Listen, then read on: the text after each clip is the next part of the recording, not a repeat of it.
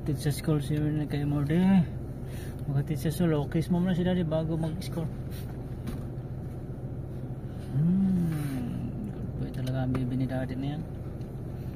Going to school. School ni Morde.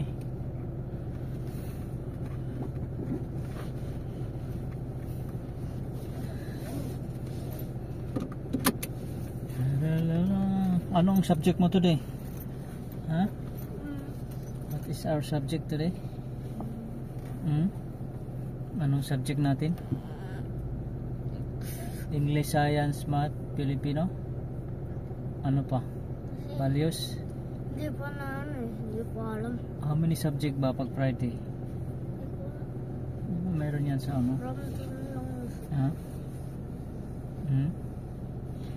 Baka 6 lang. 6? No, no. Ano? Hindi ko alam.